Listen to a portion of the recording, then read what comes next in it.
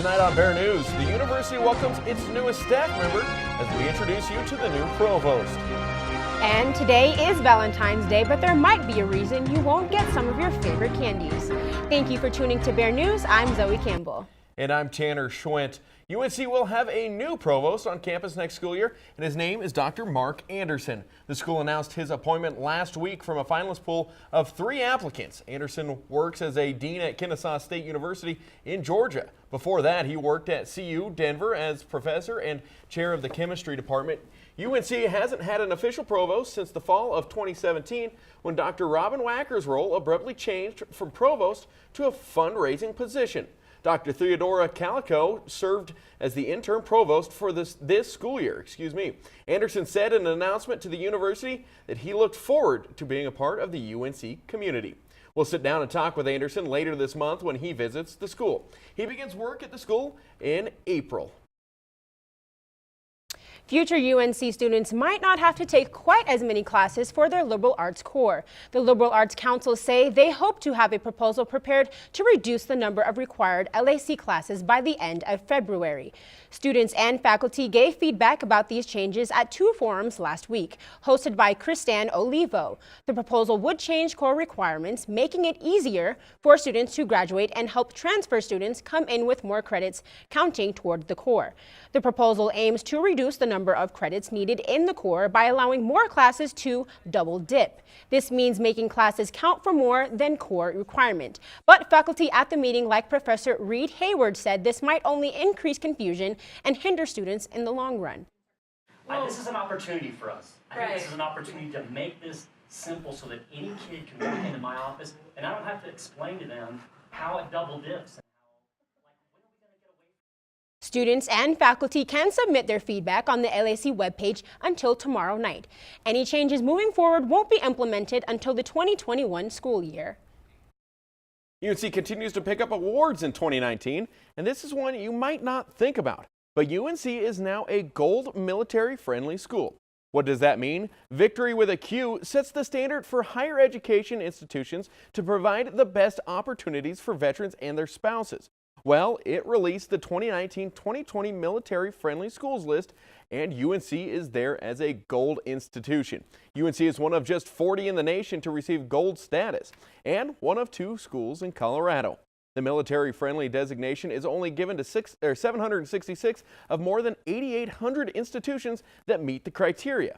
They determined the final ratings by combining the institution's survey scores with the assessment of the school's ability to meet thresholds for student retention, graduation, job placement, loan repayment, persistence, meaning degree advancement, or transfer and loan default rates for all students, specifically for student veterans. And UNC moved from a silver to a gold rating for the first time this year and has exceeded the standards in each of the 6 categories by 20 to 70%. It's 1 down, 2 to go for UNC Center for International Education.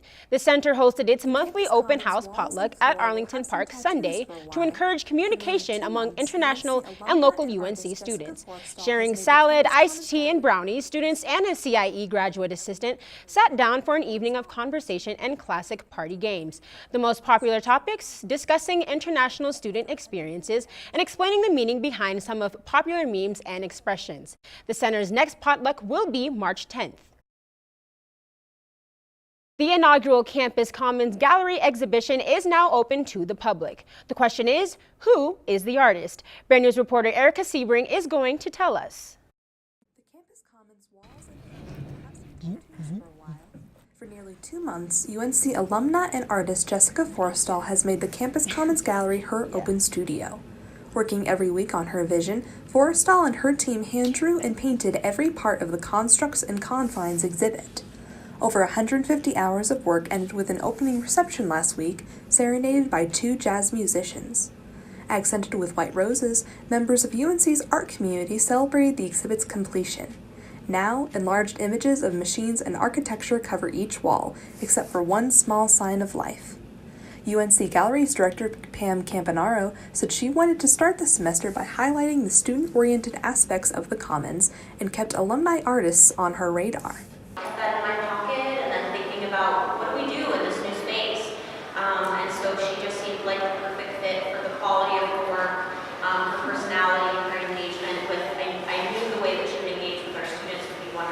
Forrestal finished the exhibit roughly an hour before the reception and said she had never worked with such a large space. Having the time and the space to work has been really great. Typically with my installations, I have maybe 4 of these to 7 of these to install. And having this much time to be in a space and be thinking about the work and really treating it more like a studio space as opposed to a gallery was super meaningful for me. Students and faculty can view the exhibit during normal business hours. Reporting from the Campus Commons, I'm Erica Sebring, Bear News.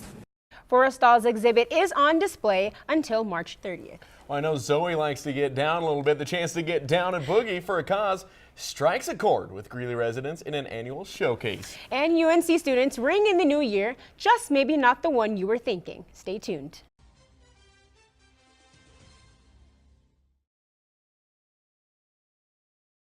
Hey, I'm Anderson Cooper. As a parent, you want to make sure that your child knows how to deal with bullying when they see it happening. And chances are they want to help, but they don't really know how. Well, teach them that the best thing to do is calmly walk away, find a teacher or other adult, and speak up. And do your part. Be that adult they can talk to and trust will listen.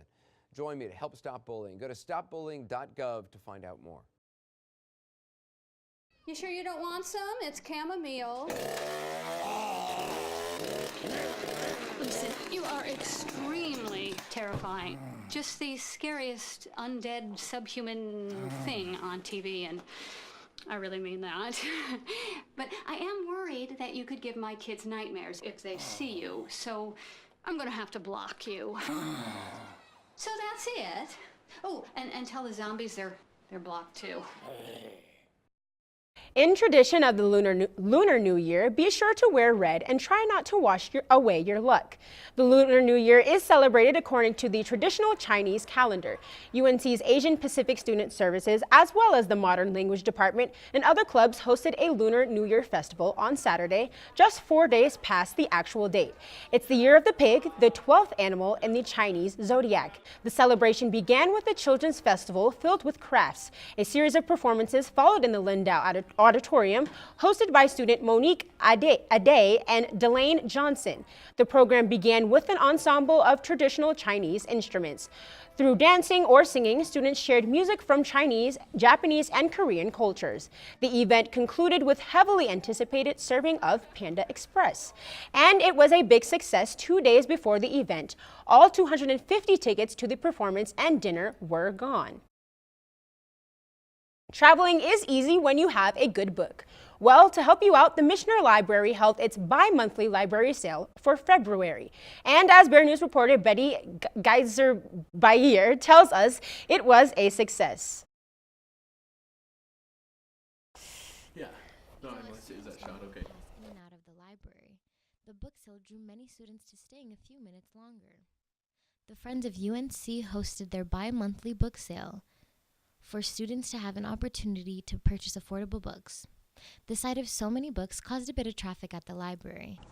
And volunteer Ken Weaver tells us about the book sale. The Friends of the UNC Libraries has these book sales every couple of months, and it's been pretty busy this morning. We've had a number of people come by. I actually found a Michener First Edition that I'm going to take away for $2. Senior Laurel Cutler tells us what she loves about the UNC book sale. I love that it gives us the opportunity to find books that we wouldn't have been able to encounter in a regular library. I got 6 books for a total of $2, so quite the steal. April 3rd is the next book sale. People should know about it. Reporting from the James A. Michener Library, I'm BT Gabriggs-Elvier, Bear News. 3 paperback books for $1? Oh, what a deal. Don't miss out on a chance to get affordable books at the library's next open book sale on April 3rd. Have you ever wanted to spend a semester at sea? Or how about a semester traveling across England to learn about brewing and explore local pubs? That sounds like a dream for me. Well, these are just a few of the opportunities on full display at UNC Study Abroad Fair last week. Once-in-a-life trips and internship opportunities were at the Plenty Wednesday. And one of the organizations behind sending UNC students on these trips is AIFS. And we're just promoting study abroad opportunities, talking to students and faculty about all the different options and locations that students here can study. One potentially life-changing opportunity for students is the chance to visit Japan. During this trip, students have the chance to experience what it is like to live in Japanese culture. We take a group of students, one of our faculty members in World Languages and Cultures, and myself take a group of students to Japan. For students who couldn't attend the fair, most of the opportunities and internships are still available. Just head over to the Study Abroad office at the University Center to learn more. You've heard the phrase, dance till you drop, right? Well, it rang true for some last weekend as their ability to boogie helped raise money for a good cause. Greeley Central High School held their 29th annual Big Band Boogie Ball to help raise money for the school's music department. With both ticket sales and a silent auction helping out, the Greeley Central Music Department includes the orchestra, choir, and band programs. Those brave enough to let their boogie woogie go hit the dance floor. First, attendees learned the waltz and swing dance, while some just let the music move them. And speaking of music, jazz was in the air. Parent and Music Boosters member Chip Thorough describes the bands that kept dancers on their feet. The bands in there, okay, so there's 2 middle school bands, both jazz bands, and maybe orchestra as well. Then there's also the Greeley Central High School jazz bands and the orchestra plays as well. And then a professional band called Cream of the Cop, which does a jazz swing band, also plays. The Big Band Boogie Ball is open and fun for everyone. Former Greeley Central graduate M. Richards explains why she keeps on coming back. I think probably my favorite part about this event is that we have the old-fashioned swing music and jazz music, and it's a lot more all ages than any other high school dance I've ever seen. So like, you get all the kids and you get all the old people and all the young people too, and everyone's having a good time, and they're going outside of their comfort zone and trying dance styles they wouldn't normally do. So, while the official fundraising numbers haven't rolled in just yet, coordinators expect to raise anywhere between $4,000 and $8,000. Well, every year for Valentine's Day, millions of shoppers buy a box or two of sweethearts or conversation hearts for their special loved ones. Well, if you haven't already noticed, those well-known and fun heart candies are missing from store shelves. For the first time in 153 years, you can't buy sweethearts for Valentine's Day. Why? It's due to a change in ownership of the Sweethearts brand. The candy's original producer, the New England Confectionery Company, or NECO, went bankrupt last year after being in operation for over 100 years. Round Hill's Investment bought NECO at a bankruptcy auction and shut the factory down last July. It sold the Sweethearts brand to an undisclosed buyer before the Spangler Candy Company bought it. Spangler makes the famous Dum Dum lollipops. Well, because they shut the original factory down during the auction, they paused Conversation Hearts production, meaning there weren't enough to go around. In the previous years, NECCO produced nearly 8 billion hearts a year. The factory produced about 100,000 pounds of sweethearts every day for 11 months. That was enough for the 6 weeks leading up to the Day of Love. But by the time Spangler bought the brand, it was only 5 months until the Valentine's Day, leaving the company without enough time to produce the mass candy. Now, you might be able to buy sweethearts online, but company officials warn that these hearts are likely from last year and you should check the expiration date before eating them. But fret not, the fun and colorful candy hearts will be back in stores for Valentine's Day 2020. It's V-Day, and V stands for more than just Valentine. V-Day is a global movement to end violence against women. The Center for Women's and Gender Equity raised funds in support of the movement by selling explicitly shaped candy pops. They cost $1 each, and all proceeds and donations go to the Assault Survivors Advocacy Program, or ASAP. ASAP is a UNC resource that provides confidential support and assistance to students, faculty, and staff who have experienced gender-based violence. While the event ended at 2 p.m., the CWGE will sell the pops at Scott Wilcoxon Hall until they're gone. As she does every week, Renee Ortiz will be live in the studio to give you her tip about how to lead a happier and healthier life. And we'll get you caught up on what you can expect from weather in the coming days. All that and more when we come back. right, give me a spot. You know my motto, safety first. They could be dangerous. I think we should call animal control. Animal control? To be safe. Don't worry. Just... I got this. It's a new motto. You don't have to be perfect to be a perfect parent. There are thousands of teens in foster care who don't need perfection. They need you. Here's your check.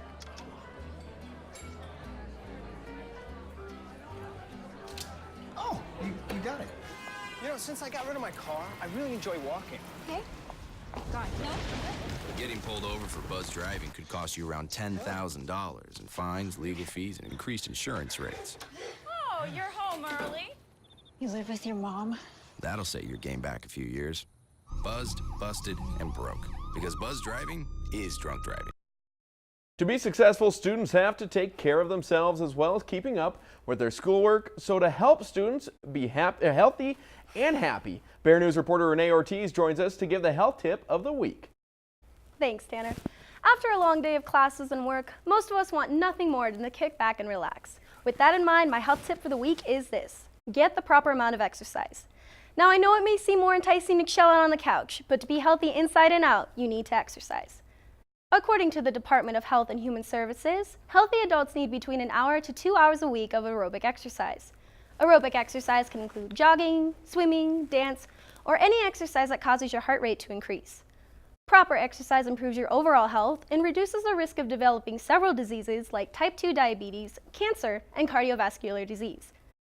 However you get your exercise, just remember that all those sit-ups, squats, and laps do help you be healthy inside and out. So be a healthy bear and take the stairs. Back to you, Tanner. Thanks, Renee. Bear News brings you weekly health tips, so be sure to tune in next week for more tips on how to stay healthy. We have seen a bit of a warm-up the past couple of days, but our resident meteorologist, Matthew, has more than just that for you in our forecast. Thank you for tuning in. I'm meteorologist Matthew O'Burke. Looking at our current temperatures today, we see up in the Great Plains, northern U.S. area, we have this very large cold air mass with low temperatures below zero. We see here in the southern U.S. area a large warm air mass, temperatures ranging from mid-60s to low 70s. And here we see that here in Colorado, we're kind of caught in between them with temperatures ranging from around the low 40s to the mid-50s. And transitioning to this weekend, we have a couple of big games happening. On Saturday, we have a UNC women's basketball game versus Idaho State. And temperatures around that time will be around 41 degrees with mostly cloudy skies. And then moving into Sunday, we have a UNC wrestling match versus Wyoming.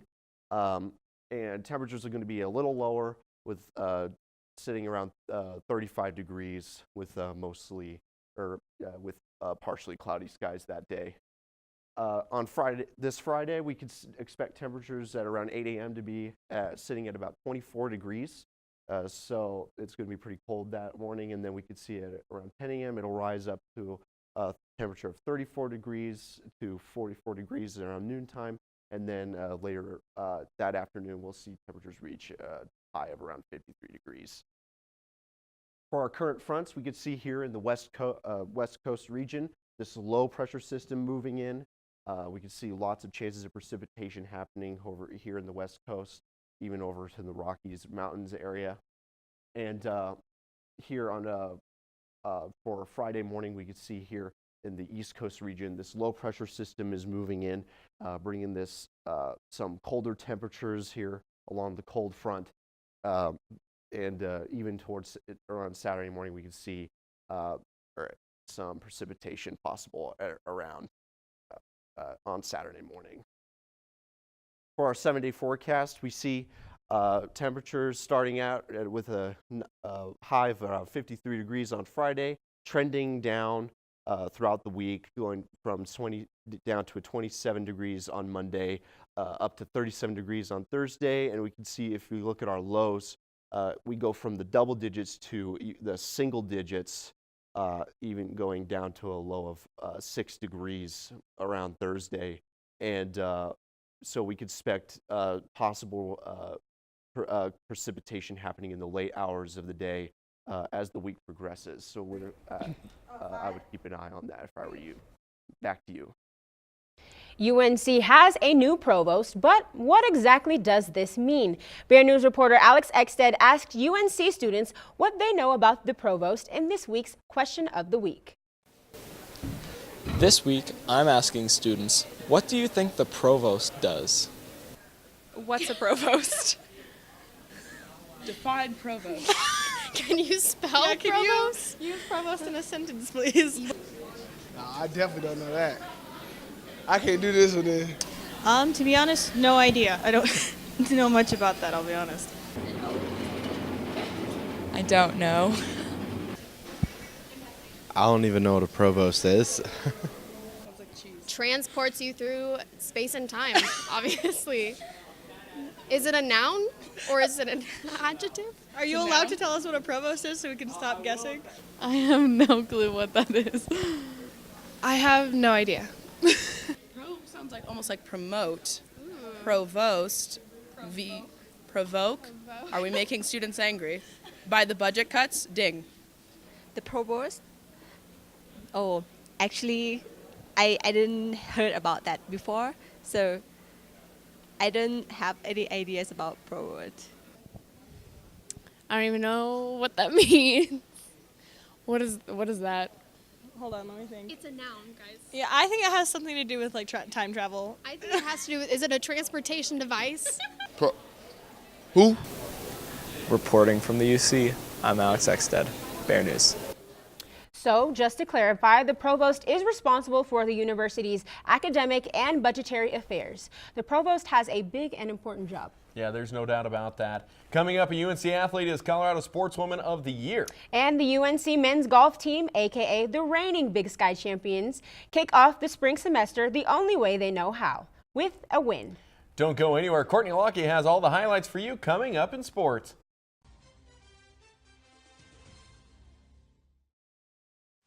All right, give me a spot. You know my motto, safety first. They could be dangerous. I think we should call animal control. Animal control? To be safe. Don't worry. Just... I got this. It's a new motto. You don't have to be perfect to be a perfect parent. There are thousands of teens in foster care who don't need perfection. They need you. Here's your check.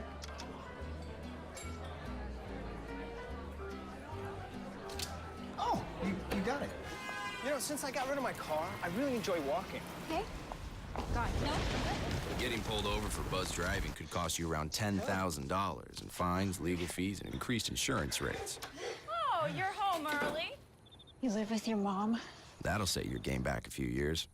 Buzzed, busted, and broke. Because buzz driving is drunk driving.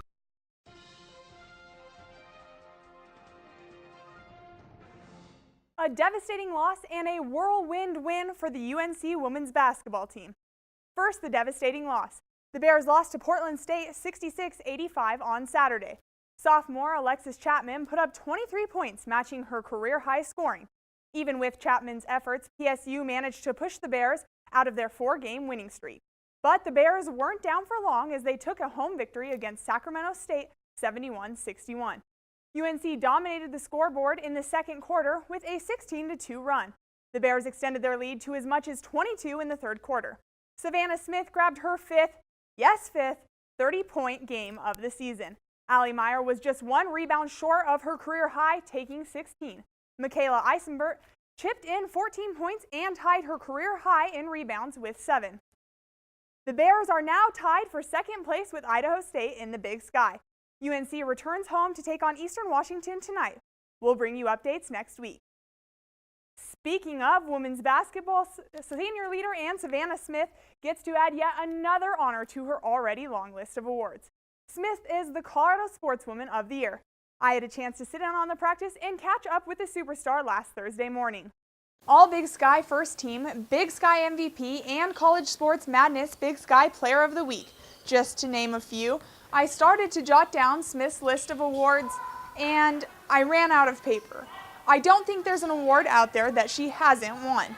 Even with all of the awards that she's received throughout her tremendous career, this one might reach the top. Oh gosh, this one I would have to say is pretty high up there on my list. It's just such a huge honor, and I don't know, I'm super humbled to be chosen, and I think it's just a really cool thing to be picked among all the amazing athletes that have been picked before me. Smith is a Colorado native who graduated from Fossil Ridge High School in Fort Collins in 2014. As a local, this award takes on a different meaning for Smith. I think it's cool because it shows Colorado kids that may not always be like the first picked out of like high school and stuff like that, that they can be really good athletes and stay in their home state and achieve really awesome things. For the last 3 years, Smith has led the Bears in points per game and had a season high last year with 571, which is third in program history. With a shot like this, it's no wonder why Smith has been the heart and soul of this very successful UNC team. Yeah, I think it takes a lot of dedication and hard work. I wouldn't say that I was always super dedicated and in the gym all the time, but I think I've learned over the years that it's really important to work really hard and stay focused, and if you love doing something, just keep working at it. Averaging 20.4 points a game and shooting 30% from beyond the arc, I think it's safe to say Smith lives the way she talks.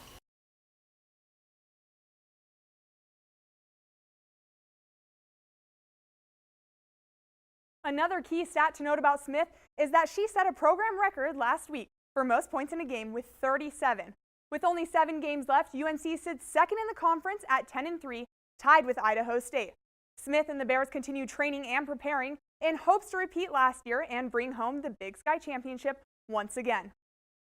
It's time to play ball for the UNC softball team, and the opening weekend for the Bears proved to be, well, not so great. The Bears traveled to Texas for the Aggie Classic, and they walked away with just 1 win in the 5-game tournament. Their 6-1 victory against California Baptist showcased their offensive strengths. UNC struck first in the game by loading the bases in the 2nd inning. Maddie Bloodsmith hit a double that cleared the bases and put the team up 3-0. The Bears' offense didn't stop there, as sophomore Natalie Joyner hit her first career home to help extend their lead in the 5th inning. UNC picked up 2 more runs to make the score 6-0. Valerie Vidal had a great pitching game, holding Cal Baptist to just 6 hits for the game and no walks to pick up her first win of the season. In their 2 games against Texas A&M, UNC did better in the 2nd game than the first. The Bears struggled in their first game and lost 18-2, but came back even stronger the next day in their rematch. Danny Young hit a home run to account for the Bears' single run, which ended A&M pitcher Peyton McBride's perfect game. But the Bears still lost 9-1. Even though they lost, UNC head coach Ben Garcia said he was proud of the team for turning things around after a tough first day of the tournament. The Bears go international for their next tournament at the Puerto Vallarta College Challenge, where they will play 4 games in Mexico. I want to tag along to that. A trip to St. George in Utah in the middle of February, not a bad gig, but add a victory for the UNC golf team and it becomes a great gig. The Bears took first place in the Pizza Hut Pat Hicks Thunderbird Invitational Monday and Tuesday. The Bears got the win by shooting .572 over the 2 days. That was one shot ahead of the Middle Tennessee State, who placed second. On day 1, senior Joshua Matz and junior Colby Welch led the Bears. Matz shot 68, which led the 70-man invite. Welch tied for third, shooting 70. As a team, the Bears shot .282 to lead the first day, with Middle Tennessee right behind them, shooting .284. And the Bears did it again on day 2. This time, freshman Jack Castigla and Matz led the Bears to the win. Castigla shot 2 under par, and Matz shot even par. As a team for the day, the Bears shot .290, good enough for first place by a stroke. Next up for the Bears is a 3-day tournament Thursday through Saturday in Hawaii. That's another one I'd like to go to. UNC women's tennis had a rough time this weekend against a strong CU Boulder team. The Bears traveled down to Boulder last Saturday and lost 7-0. Even though the number 2 doubles pairing of senior Anna Battersby and sophomore Madeline Doherty were up 4-3 in their doubles set, the other 2 matches were already finished. The number 1 doubles team as well as the number 3 doubles team both fell 6-1 to their opponents, giving the Buffs a 1-0 lead going into the singles. The Bears fought a little bit better in the singles, having closer matches up and down the lineup. Battersby won her first set at 1 singles, and so did freshman Sinclair Larson at 6 singles, but the Bears just couldn't quite pull off any matches. UNC women's tennis team is off this weekend, but go on the road to take on Eastern Washington on February 23rd, the University of Idaho on February 24th. UNC's men's tennis is back in conference action. It was a dogfight this weekend at Workout West as the Bears battled with Montana, eventually falling 5-2. UNC jumped out to an early lead on UM, winning the doubles point thanks to number 1 Tommy Smiley and Kyle Pease, as well as number 3 Michael Kritzinger and Adolfo Arroyo. The Bears look to keep things rolling heading into the singles matches, and they did exactly that. UNC fought with a lot of heart and played lights out, but the results just didn't go in their favor. Momentum first shifted when UM stole the number 4 match, and it snowballed from there when UM's number 2 singles defeated Julian Kensler's in a tight third-set tiebreaker. UM took 5 of the 6 matches to hand the Bears a heartbreaking 5-2 loss. The only singles win on the day for the Bears came from number 1 Kyle Pease in a close third-set tiebreaker. After the weekend, the Bears take their first conference loss and move to 3-4 on the season. Up next, the Bears take on CSU Pueblo at 11:30 a.m. Saturday at Workout West in Greeley. The Bears track and field team rounded out their regular indoor season at the Don Kirby Invite at the University of New Mexico. The event featured standout performances by sophomore Allison Davis, who broke her personal best in the 60-meter hurdles with a time of 9.49. Junior Josh Campbell also broke his personal best in the men's mile with a time of 4 minutes, 19.68 seconds. After this weekend's performance, the Bears feel confident as they head into the Big Sky Indoor Championships in Bozeman, Montana next week. Thanks as always to Courtney for keeping us up to date with all of the fun sporting events going on here. We'd be remiss if we didn't talk about it. Valentine's Day, Zoe, any big plans?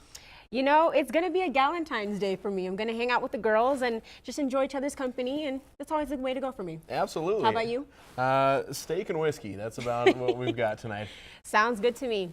Remember, Bear News is your on-campus source for all things UNC. Thanks for joining us. Stay tuned every week as we bring Bear News to you every Thursday. We'll see you next week.